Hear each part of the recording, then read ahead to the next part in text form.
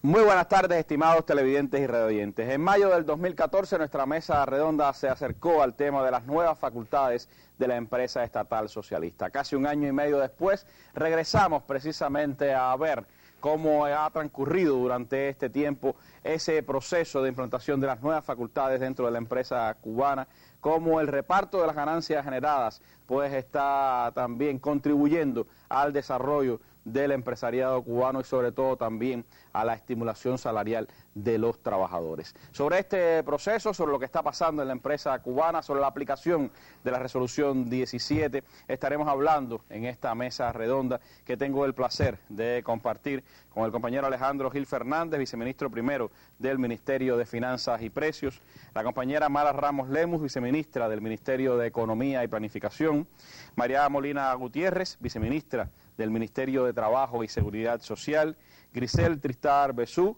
jefa del Grupo de Perfeccionamiento de Entidades de la Comisión de Implementación y Desarrollo de los Lineamientos, y también está con nosotros Ariel Rivero Fernández, director de Cuentas Nacionales de la Oficina Nacional de Estadísticas e Información. Con ellos estaremos compartiendo durante los próximos 55 minutos este tema que estoy seguro que será de su interés. Desde este minuto está habilitado el teléfono de Radio Rebelde 7831-2484, que está disponible para que usted pues nos haga llegar sus opiniones y sus comentarios a nuestra mesa redonda. Acompáñenos durante nuestro programa de hoy.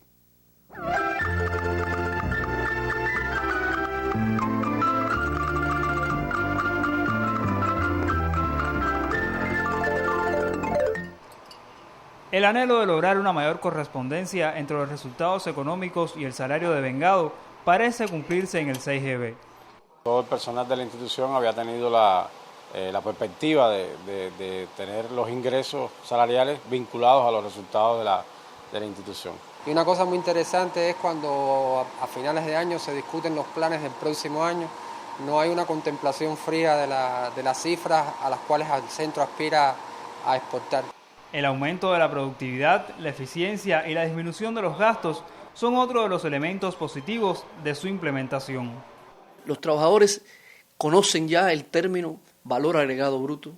En una asamblea, en las asambleas de representantes que hacemos acá cada 3 meses, el punto más esperado, el punto más discutido es cuando se plantea por la dirección económica de la institución los valores y los indicadores económicos. También la gente se preocupa porque sus proyectos tengan resultados y puedan ser estimulados con esta resolución. El año pasado terminó rompiendo los récords históricos de exportaciones para un año, y el año pasado también terminó rompiendo el récord histórico de un salario promedio mensual para un año en la institución. Nosotros tuvimos un salario promedio de más de 2.200 pesos hombre. Sin embargo, la persistencia de la dualidad cambiaria es un escollo en el camino. Un elemento también que pensamos que se debe resolver en un futuro es relacionado con la dualidad monetaria, y que en la contabilidad de una empresa, o sea, el valor que se exporta es similar al valor de lo que se entrega en el sistema nacional. Es un imperativo entonces que cada trabajador se sienta dueño de su puesto laboral, un empeño que hará que se aprecie que el beneficio para la empresa es suyo, más allá del incremento del salario que va a parar a su bolsillo. Adolfo Ley y Oscar Figueredo Reinaldo, especial para la mesa redonda. La organización empresarial BioCuba Pharma es uno de los ejemplos de cómo se ha ido aplicando a lo largo de los últimos tiempos esas nuevas facultades que se le ha dado a la empresa estatal socialista cubana, y también cómo eso ha beneficiado en sus ingresos a los trabajadores de este grupo empresarial. ¿Qué ha ocurrido durante este año y medio después de aquella mesa redonda de mayo de 2014? Sobre eso me gustaría comenzar conversando en esta mesa redonda con la compañera Grisel Tristar. Grisel, ¿cuáles han sido, en su opinión, los impactos que ha tenido esas flexibilidades, esas nuevas facultades que se le dieron a la empresa estatal socialista, especialmente en lo referido a la distribución de la riqueza generada por esa empresa cubana. Buenas tardes, Randy, y a todos los compañeros que nos escuchan en esta mesa redonda. Nosotros consideramos que evidentemente en un análisis como el que estamos convocados en la tarde de hoy para hablar del impacto que ha ido teniendo en particular las medidas aplicadas para la distribución de los ingresos en los trabajadores en el sistema empresarial, es inobjetable la necesidad de vincularlo con todo un grupo de medidas que se han ido aplicando en la actividad empresarial. Yo me atrevo a decir que no solo está reñido al 2014, sino un poquitico antes, después del Congreso del Partido, con un grupo de medidas que se han ido aplicando de manera paulatina en el sistema empresarial.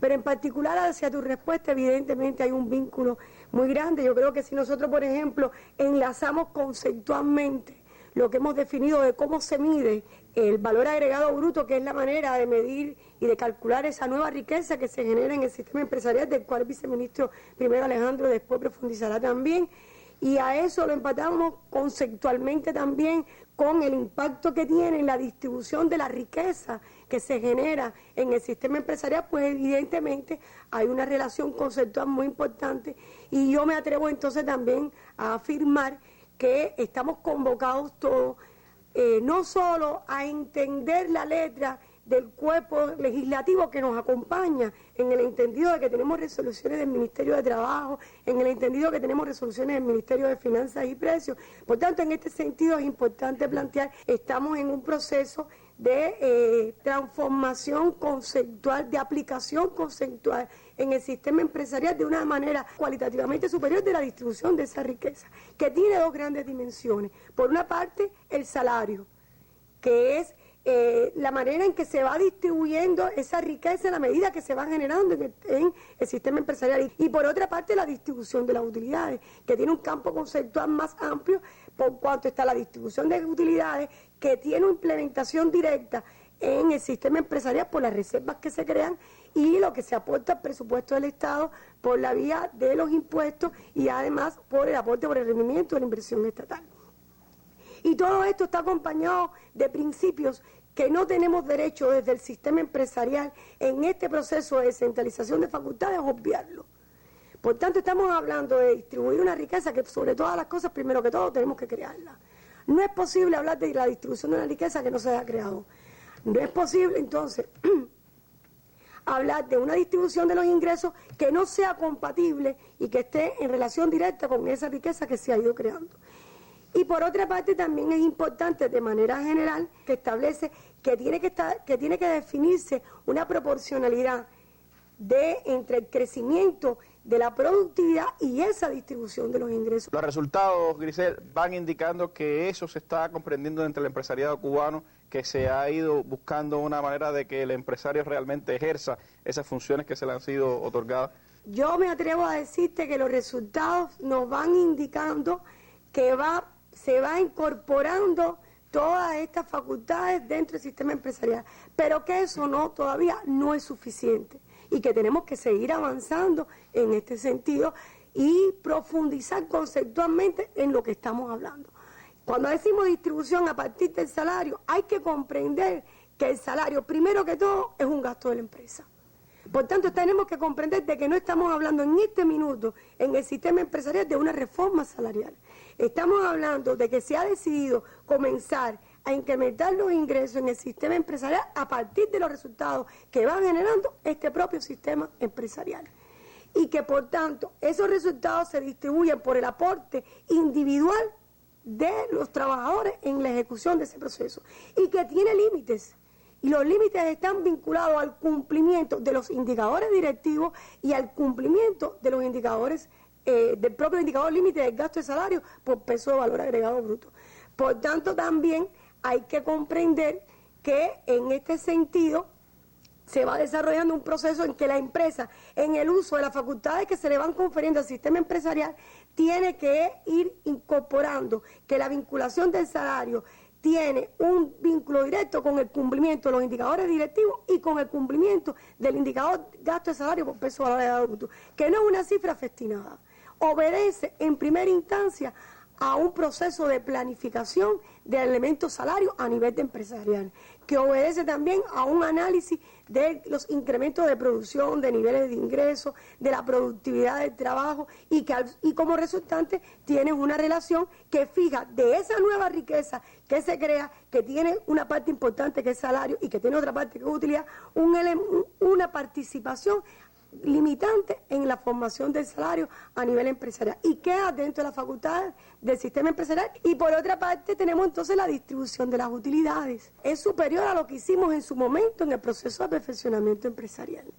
Y es que de esa utilidad que se genera en la empresa, después de pagarse los impuestos, después de pagarse el aporte por el rendimiento, queda una masa de utilidad que se distribuye en la empresa para el desarrollo de la propia organización y para la estimulación de los trabajadores, que también está validada por una resolución del Ministerio de Finanzas, que no establece tampoco orden de remuneración, pero sin lugar a duda que tiene un desarrollo coherente con las prioridades de cada organización, para la investigación, para el desarrollo, para la capacitación, para crear reservas a nivel de la Organización Superior de Dirección Empresarial y también para estimular a los trabajadores. Y lógicamente no podemos ver esto aislado de todas las medidas que hemos ido aplicando de manera paulatina, que yo estoy convencida y ni me atrevo a decir que están consolidadas, sino que vamos avanzando en el camino de su implementación. Pero hoy no pudiéramos estar hablando de un mecanismo de distribución de la riqueza en el sistema empresarial si como antecedente no tuviéramos todas las medidas que fueron explicadas hace un año y medio, como usted decía inicialmente, si no hubiésemos tenido una transformación en la facultad real de aprobar las otras actividades secundarias que complementan el objeto social, que hoy es una facultad empresarial, si no tuviéramos entonces una concentración de los indicadores por el cuales se mide la gestión de la empresa, que después, bueno, la viceministra Mara explicará, concentrado en indicadores directivos y con indicadores límites, si no se hubiesen descentralizado las relaciones financieras hacia el sistema empresarial. Evidentemente, todo esto va creando un margen conceptual y práctico en el funcionamiento de la empresa que va permitiendo entonces de conjunto y creando mejores condiciones para el incremento de los ingresos, para el incremento de la productividad, para el incremento del salario en los trabajadores como parte de disfrutar de esa riqueza que se va creando y que se va distribuyendo entre los trabajadores por todas estas vías. Yo creo que sí, incluso los resultados que recientemente terminamos ahora en el año 2015, que estamos evaluando todavía a nivel empresarial, están demostrando que hoy el salario medio ha crecido. No es que estemos satisfechos, tendrá que irse incorporando, creciendo en la misma medida que vayan teniendo más resultados el propio sistema empresarial, que además tiene un compromiso muy grande, que es seguir generando más ingresos, más producciones, más servicios, para tributar entonces por la vía tributaria y por el aporte por el rendimiento al desarrollo de los programas sociales y además crear fuentes para incrementos salariales en otros sectores del país que no es el sistema empresarial. Los retos son grandes. Los retos están en consolidar las facultades que tenemos, en estudiarlas, en conocerlas, en implantarlas, en prepararnos. Yo creo que el reto del sistema empresarial en prepararse, los directivos empresariales en seguirse preparando en el uso de sus facultades, en descentralizarlas y no dejarlas a nivel de empresa. Y yo también considero que hoy estamos en mejores condiciones, evidentemente, Randy, que hace un año y medio atrás, por los resultados reales. El salario medio terminó en 743 pesos. Pero las empresas, que son las que producen, que son las que generan riqueza, fue la decisión de comenzar por ahí, para poder seguir avanzando en el incremento de salario. Y no hablamos de una reforma salarial. Yo creo que por ahí pudiéramos entonces ir enfocando cómo van marcando los resultados en este momento. Son elementos en los que la planificación, la correcta utilización del índice de valor agregado bruto, algo que trataremos de explicar también en esta mesa redonda, tienen una incidencia particular. Así que yo le invito a que siga con nosotros aquí en la mesa redonda, adentrándonos en este mundo, en esta nueva realidad que está viviendo la empresa cubana.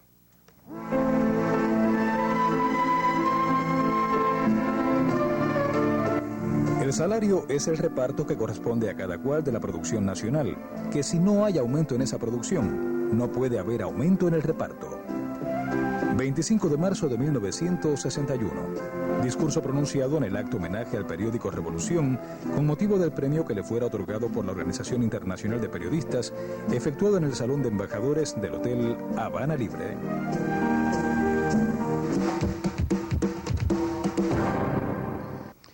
En este proceso de cambio, de renovación, de nuevas atribuciones que tiene la empresa estatal cubana, un peso importante lo tiene sin dudas la planificación. Estamos ahora en un momento vital, como al comienzo de cada año. Se están desagregando los planes en cada una de las entidades del país y me gustaría ahora hablar con la viceministra Amara precisamente de ese papel que tiene la planificación, la importancia que tiene para la empresa cubana, cómo contribuye a la preparación también de los resultados que al final va a tener la empresa en la obtención de riquezas y por supuesto la posibilidad de distribuirla entonces entre sus trabajadores. Bueno, la premisa para llegar a los resultados es la planificación, porque usted primeramente confecciona el plan de la economía y después en su ejecución va obteniendo los resultados finales. Por lo tanto, todo lo que dice Grisel en su exposición no se puede materializar si no elaboramos con una determinada calidad el proceso de elaboración del plan, el proceso de desagregación del plan, y no llevamos a las empresas a un estadio de preparación para asimilar ese proceso de planificación y de ejecución del plan de la economía a que obtengan los resultados que se esperan, que redundan en el beneficio del colectivo y de los trabajadores. Este proceso de planificación del sistema empresarial no se puede ver aislado. Forma parte también del conjunto de planificación del país en su conjunto. O sea, se elaboran los indicadores macroeconómicos y dentro de ella participa la microeconomía.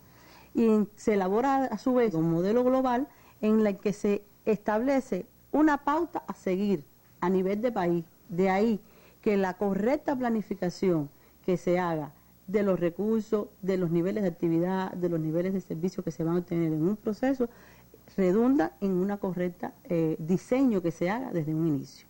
Nosotros desde el Ministerio de Economía y Planificación, cuando comenzamos un proceso de plan, comenzamos estableciendo un modelo global que me permite conocer qué elementos yo tengo para poner a disposición en el nuevo periodo que voy a planificar, tanto recursos materiales, financieros, como de las capacidades existentes en el sistema empresarial, porque al final son la base para llevar a cabo la planificación que se hace a nivel de la macroeconomía. Eso se hace siguiendo balances macroeconómicos, que si bien esos balances macroeconómicos no pueden romperse porque estaríamos fijando un plan que de entrada no podría, tiene que ser determinado ese equilibrio y no sería adecuado, me redunda en el comportamiento de la microeconomía.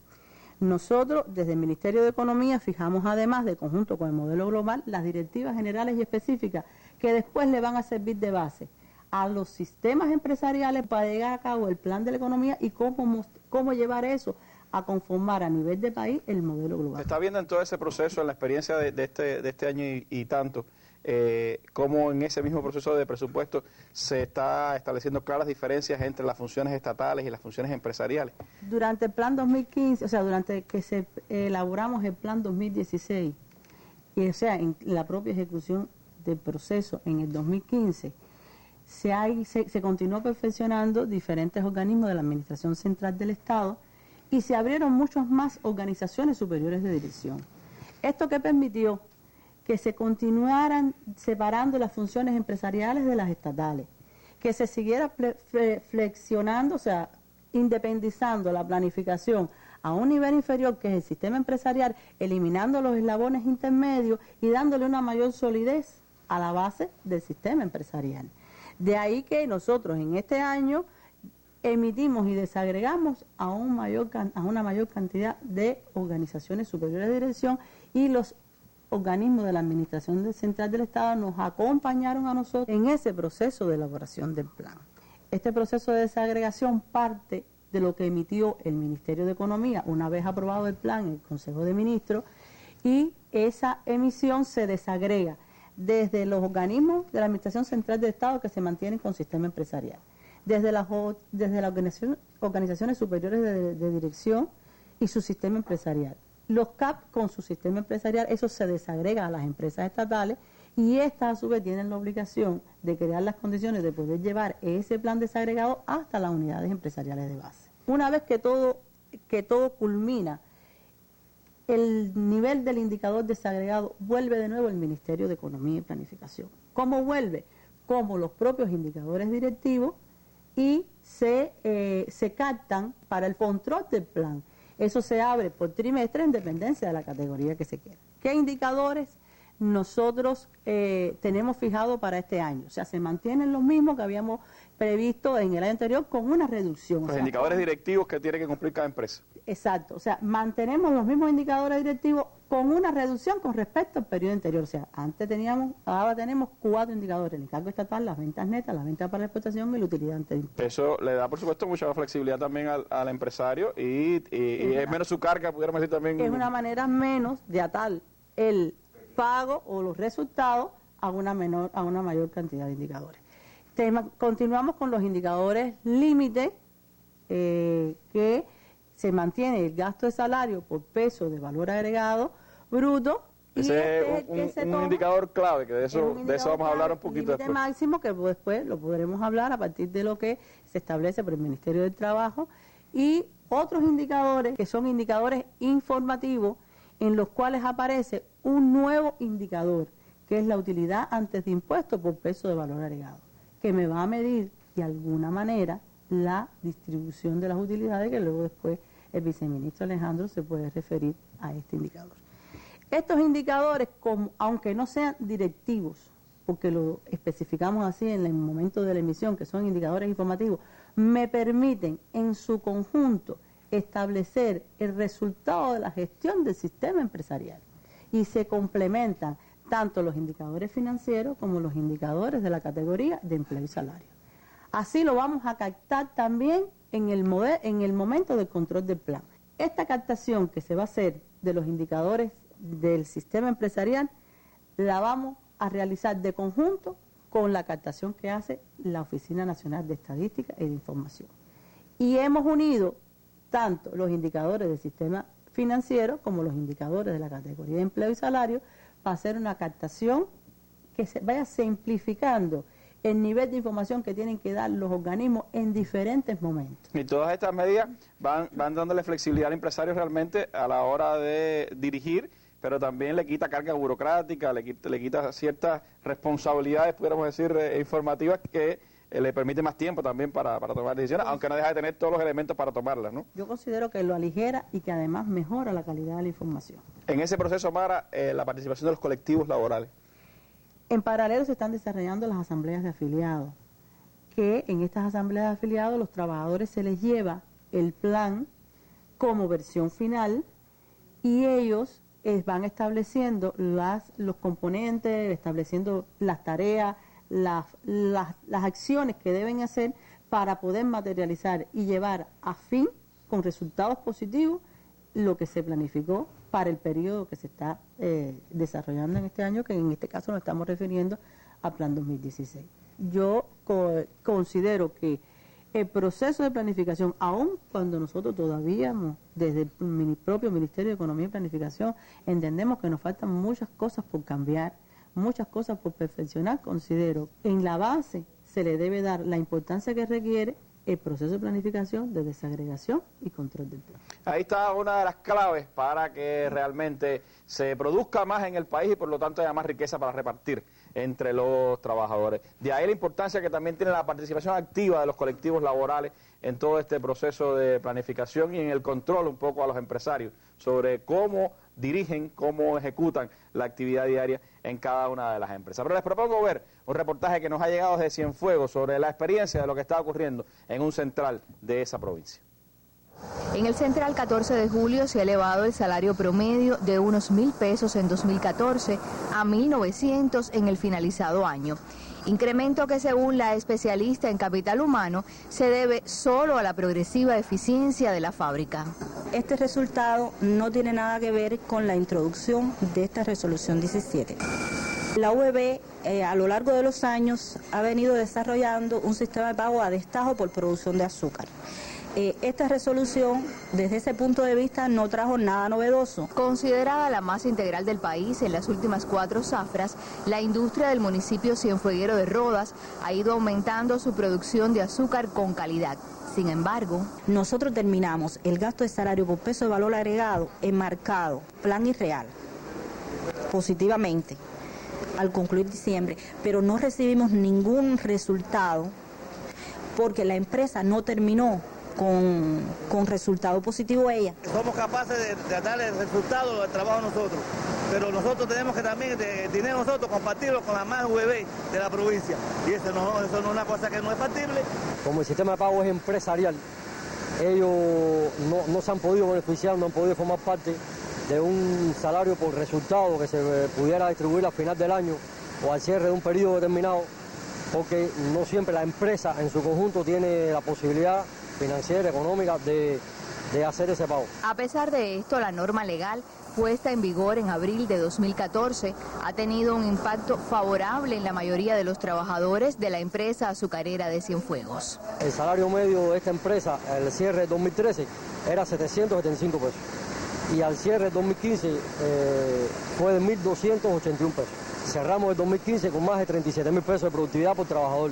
Los mayores beneficiados fueron los indirectos, cuya estimulación se limitaba antes al 30%, mientras aún los obreros de la preparación de tierras y los cortes expresan sus inconformidades a la unidad empresarial de base Atención al Productor.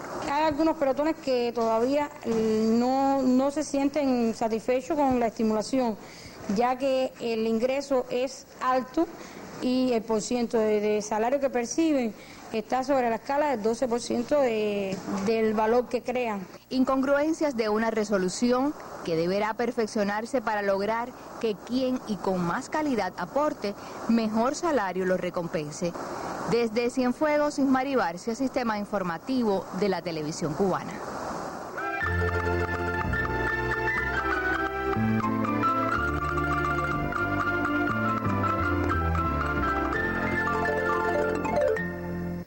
Pero muchas cosas que hablar sobre este reportaje de Cienfuegos, que nos da una medida todavía de las incomprensiones que puede haber el tema, de las dificultades que se siguen presentando y también, bueno, de lo estimulante que es que esa empresa haya llegado al salario casi a 2.000 pesos promedio por resultado de los trabajadores de ese central. Pero de eso estaremos hablando en esta mesa redonda, de lo que se ha hecho, de los análisis que se han hecho y también de las adecuaciones que se han hecho en este sentido con la resolución 17. Pero hay una palabra, Alejandro, que nos sale cada vez que hablamos de este tema del pago por resultado, es el valor agregado bruto. ¿Qué cosa es el valor agregado bruto del que tanto se habla? ¿Cuál es la metodología para llegar a ese índice? ¿Qué importancia tiene para el sector empresarial y en general para la economía cubana?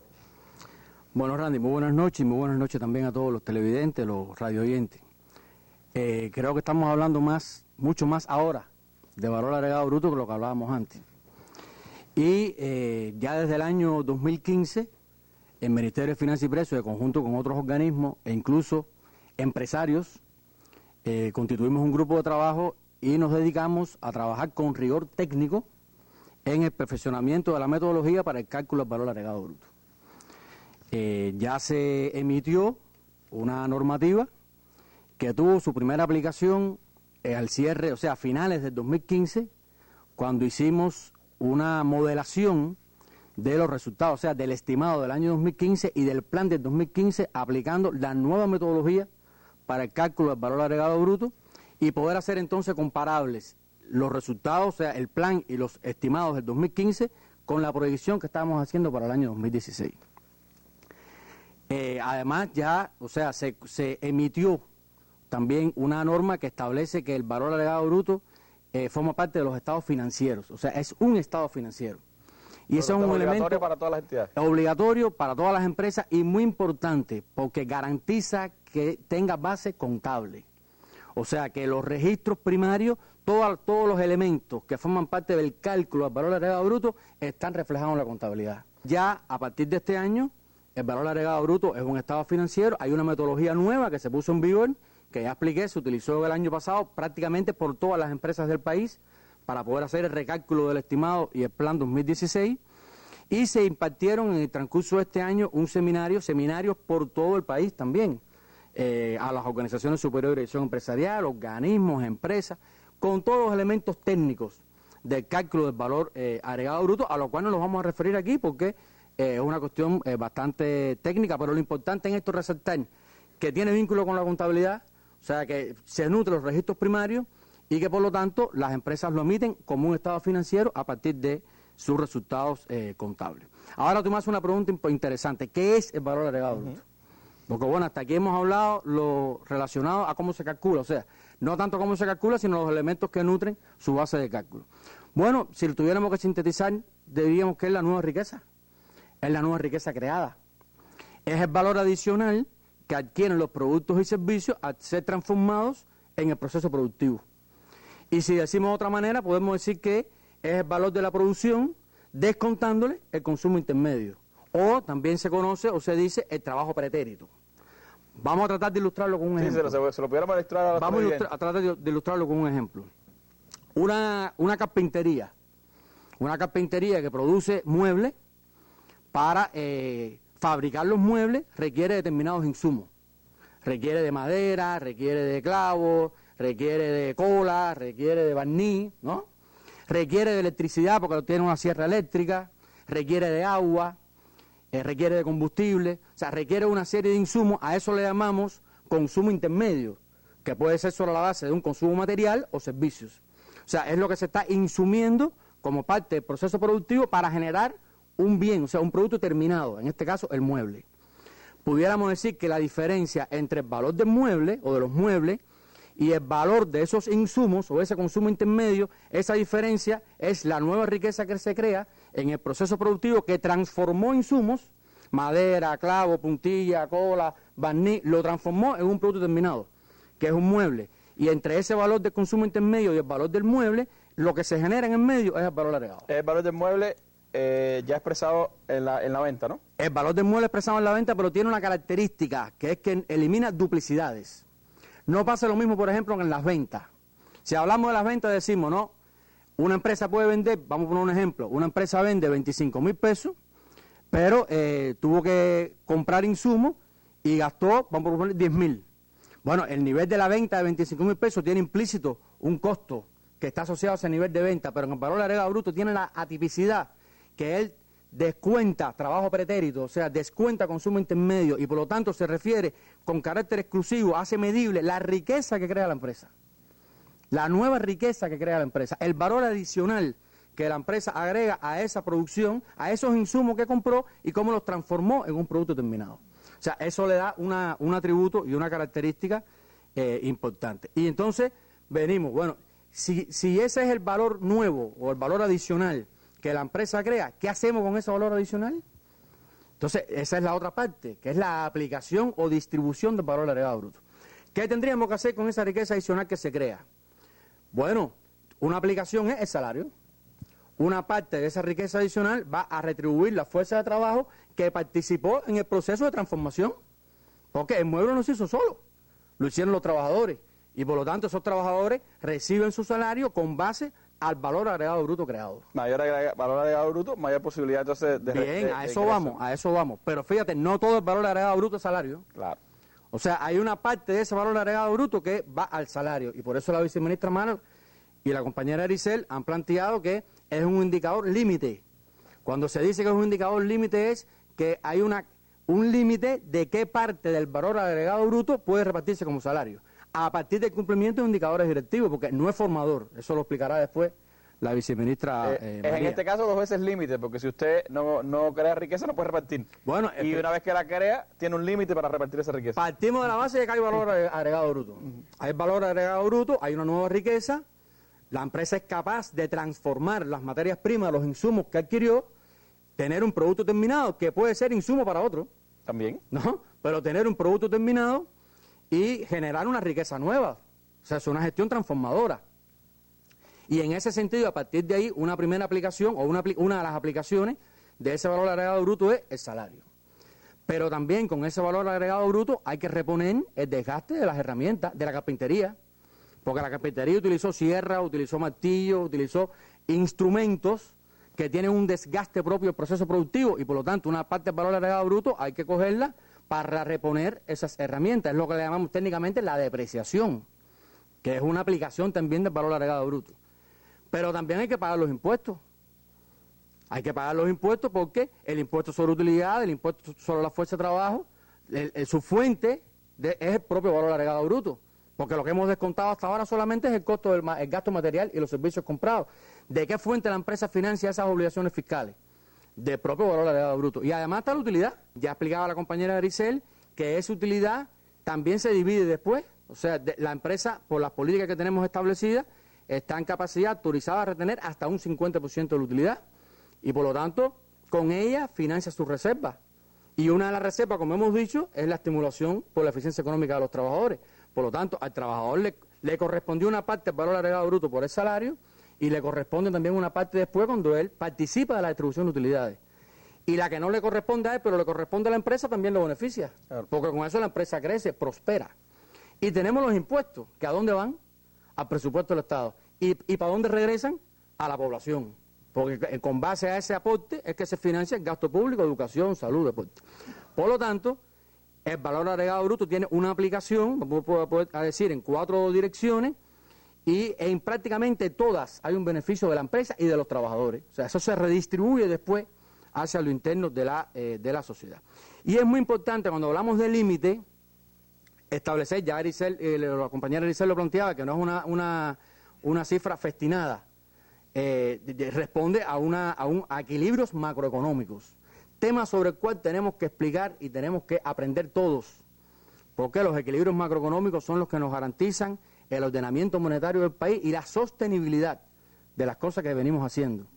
Entonces, cuando decimos tiene límite es porque no puedes repartir más salario, o sea, no puede haber un crecimiento más acelerado del salario que de la productividad, porque iríamos por el camino de repartir un dinero que si no tiene respaldo productivo, genera desequilibrios macroeconómicos. Inflación, por ejemplo. Inflación que al final termina destruyendo la propia capacidad de compra de ese salario, en términos prácticos. O sea, más salario, pero a generar inflación con crecimiento de precios, el poder adquisitivo no crece.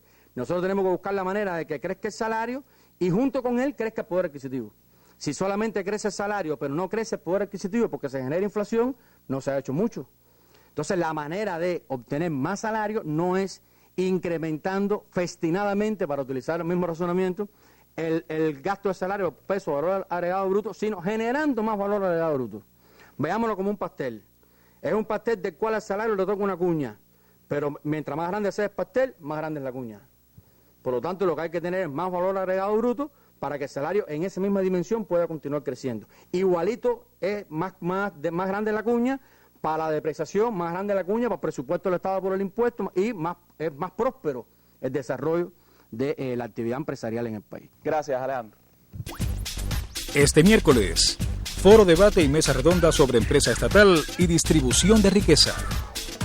Directivos de la Comisión de los Lineamientos, los Ministerios de Economía y Planificación, Finanzas y Precios y Trabajo y Seguridad Social, así como representantes de la Oficina Nacional de Estadística e Información, responderán este miércoles a las preguntas y comentarios de la población sobre la empresa estatal socialista y la distribución de la riqueza en la mesa redonda que transmitirán Cuba Visión Internacional y Radio Habana Cuba desde las 7 de la noche. Antes, a las 10 de la mañana, habrá un foro digital sobre el tema en el sitio web Cuba Debate. Mesa redonda, más allá de la noticia.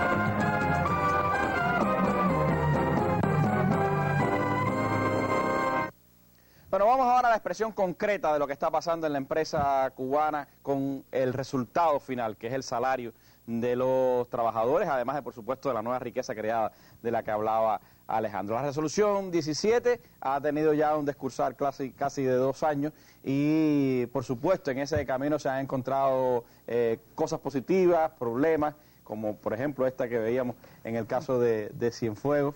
Y hay también valoraciones que ha hecho nuestro gobierno sobre este importante tema. La viceministra María nos puede ilustrar qué es lo que ha pasado durante este tiempo, cuáles son los principales resultados que hasta ahora se han obtenido y qué modificaciones acordó recientemente el Consejo de Ministros en este caso. Randy, como tú expresabas al inicio, se adoptaron en el año 2014 un grupo de medidas que, relacionada con el salario, está concretamente la descentralización de la facultad de aprobar las formas de pago por rendimiento. Transcurridos 2 años de su aplicación, ratifico que se aprecian resultados positivos y han sido evaluados también en los consejos de ministros de mayo y diciembre del pasado año, problemas que se identificaron para los que se han aprobado un grupo de medidas que dan respuesta a ello. Algunos de los problemas se mencionaban aquí en el reportaje que en la provincia de Cienfuegos y están relacionados básicamente con el ejercicio de esa facultad de aprobar los sistemas de pago, nuevas posibilidades que tienen los empresarios al ejercer esta facultad y con los mecanismos de distribución y de formación del salario y el perfeccionamiento de estos mecanismos, de manera que el salario como expresión de la distribución individual cada vez más responda a los resultados individuales de cada trabajador. Entre los resultados positivos, es decir, los resultados positivos se reflejan en la evolución favorable que manifiestan los indicadores directivos del Plan de la Economía cuando comparamos el año 2015 con el año 2014. Las ventas netas se incrementan en un 10%, las utilidades se incrementan un 15%, se incrementa también la productividad del trabajo. El salario medio, como expresión de este comportamiento favorable de los indicadores directivos, crece en 143 pesos cuando lo comparamos con el año 2014, donde en el sistema empresarial el salario medio alcanzó el nivel de 600 pesos y ya hoy estamos viendo un resultado de 743 pesos en el salario medio del sistema empresarial. Se reducen también las empresas que cierran con pérdida en 164 empresas comparado con el 2014 y se reducen también las empresas que realizan pagos sin respaldo productivo. Es decir, que desde el punto de vista de la gestión del sistema empresarial se pone de manifiesto cómo ha tributado este mecanismo de la vinculación del salario a los resultados a partir de relacionar el comportamiento del salario con los indicadores directivos, cómo ha tributado de manera favorable. Ahora, también se han visto algunos problemas, unos que están asociados a incorrecta interpretación y incorrecta aplicación de lo que está establecido y otros que necesariamente de la evaluación que se ha realizado nos ha llevado a perfeccionar lo que tenemos establecido hoy a partir de la resolución 17. Y yo me voy a referir a las principales medidas que se aprobaron a partir de estos análisis que mencionábamos. El pago por rendimiento es la forma que como regla se aplica en el sistema empresarial, a partir de los objetivos que se persiguen con su aplicación. Sin embargo, ante condiciones excepcionales, se puede adoptar la decisión de pasar a la forma de pago a tiempo. A partir de ello, una de las medidas está referida a establecer la excepcionalidad de cambiar la forma de pago que se aplica y que fue aprobada en el momento en que se diseña el plan, cuando las condiciones que se previeron para la ejecución de ese plan se modifican. Cuando esas condiciones son ajenas a la gestión de la empresa y cuando esas condiciones tienen una afectación que no es posible recuperarlas en el transcurso del año. Esta decisión la puede adoptar la misma autoridad que aprobó la forma de pago y lo puede hacer por una sola vez en el año. Por tanto, el ejercicio de esta facultad tiene que estar acompañado de una correcta evaluación, porque una vez que en una empresa se toma la decisión de pasar de la forma de pago de la forma de pago por rendimiento a la forma de pago a tiempo, no es posible en el transcurso de ese año volver atrás y por tanto tiene que estar bien evaluada cuáles son las condiciones que se modifican, qué posibilidades tendrá esa empresa de recuperar las condiciones que ya previó en su plan y cuando eso no es así, en este caso los directores de empresa o presidentes de las organizaciones superiores de dirección empresarial, que son los que tienen la facultad, pueden adoptar esta decisión. Es una flexibilidad, pero que no puede ser aplicada al libre albedrío. Que otra de las medidas están asociadas, como decía, a perfeccionar los mecanismos de formación y distribución del salario en los distintos niveles del sistema empresarial. Ahí veíamos en el reportaje el caso de Cienfuegos cómo se planteaba el tema de la distribución del salario en esa unidad empresarial de base.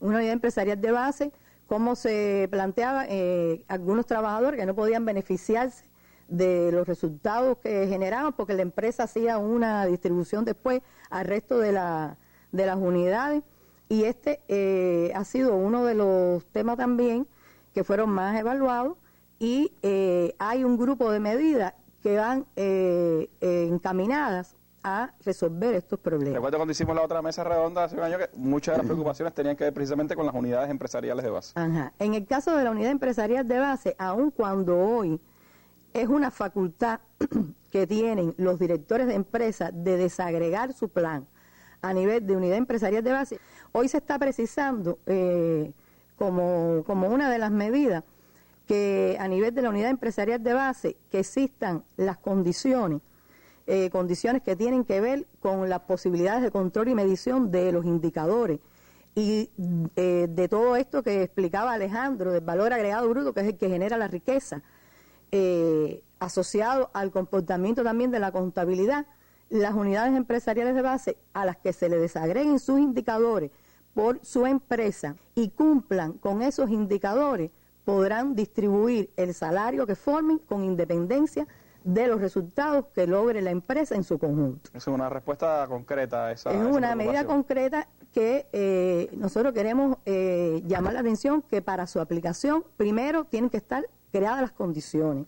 No puede ser algo improvisado, debe ser algo que responda a que están creadas las condiciones para que eso se haga. Y tampoco puede esto constituir, esta posibilidad que se está ratificando, puede constituir causas de que se incrementen los pagos sin respaldo productivo.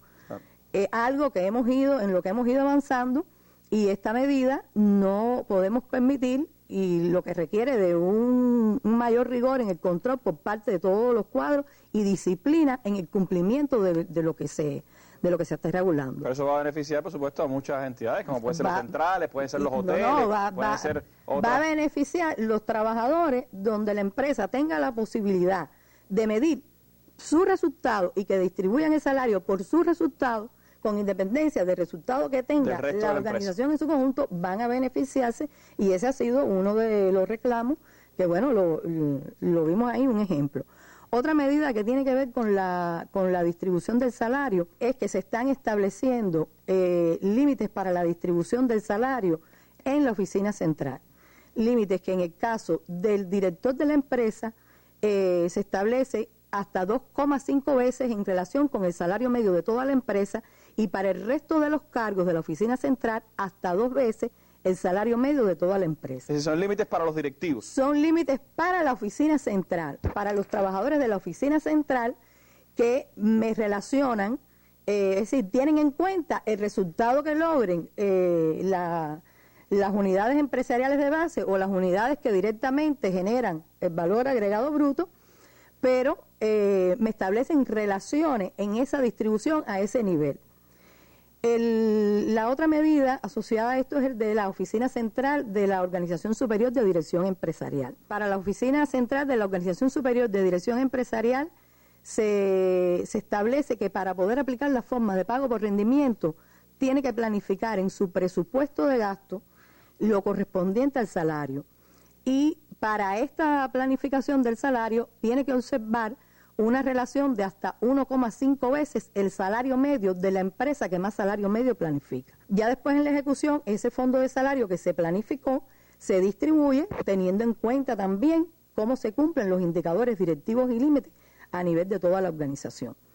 Otra medida está asociada con la protección al salario. Se ratifica que el salario se autofinancia por la empresa a partir del nivel de cumplimiento de los indicadores directivos y hasta el límite de gasto de salario por peso de valor agregado bruto. No obstante, aun cuando no se genere ese valor agregado bruto que me permita autofinanciar en esa organización el salario, se establece esta protección que en la resolución 17 es hasta el salario mínimo del país para todos los trabajadores, y que se ha elevado al salario escala a partir de la complejidad y responsabilidad de cada uno de los cargos de los trabajadores que están abarcados en ese sistema de pago. Otra respuesta al reclamo de los trabajadores y una respuesta concreta también que beneficia a los trabajadores del país. Correcto. Por último, yo quería referirme a que el tema también de la capacitación fue uno de los temas evaluados, por lo que desde el mes de diciembre del pasado año se ha comenzado un proceso de capacitación que debe concluir en el mes de marzo con la certificación de que todos los cuadros y trabajadores del sistema empresarial están preparados para iniciar a partir del 1 de abril la aplicación de todas estas modificaciones. Así que el 1 de abril es la fecha clave para el inicio de todas estas modificaciones en el sistema empresarial. Es el resultado de la apreciación de lo que ha ocurrido en estos 2 años de la aplicación de la Resolución 17 y las transformaciones que está ocurriendo en la empresa estatal socialista cubana y, por supuesto, también la atención del gobierno cubano a las apreciaciones de su movimiento sindical, de los trabajadores del país, y creo que hay respuestas concretas en este caso a beneficiar también a los trabajadores del sistema empresarial. Gracias, María, por sus apreciaciones.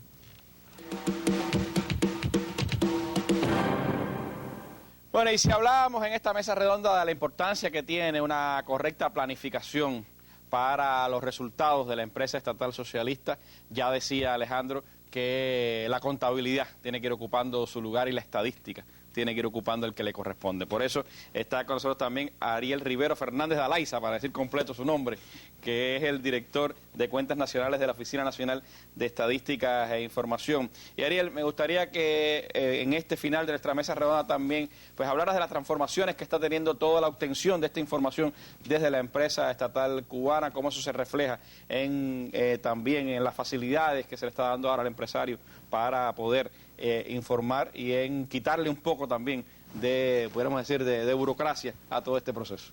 Sí, buenas noches, Randy, para todos los televidentes. En efecto, desde el año 2011, la Oficina Nacional de Estadística e Información, conocida como ONEI, está enfrascada en ordenar el sistema de información del gobierno, a partir del cual hay un grupo de tareas que nos hemos previsto realizar, digamos, los flujos estadísticos oficiales del país, la medición de las políticas asociadas a la implementación de los lineamientos y específicamente utilizar registros primarios con mayor transparencia. De ahí la importancia de que los estados financieros pasen a constituir, en este caso, la fuente principal para la medición de la política asociada a la implementación de la Resolución 17. En el caso de la Oficina Nacional de Estadística e Información, nosotros tenemos una infraestructura en todos los municipios del país y le damos la cobertura a nivel de base de la entrega de la información desde la empresa hacia las oficinas municipales. Una de las ventajas que tiene esta infraestructura es, en primer lugar, resaltar el papel del territorio en la validación de esa información. Por una parte, la responsabilidad del empresario en la entrega de la información en tiempo para garantizar su cobertura, su calidad, la disciplina estadística como tal, y por otra parte, las autoridades del territorio, en este caso la Oficina Municipal de Estadística, pero también acompañada de las oficinas municipales de Economía y Planificación, las oficinas municipales de Trabajo y Seguridad Social y las oficinas municipales de Finanzas y Precios.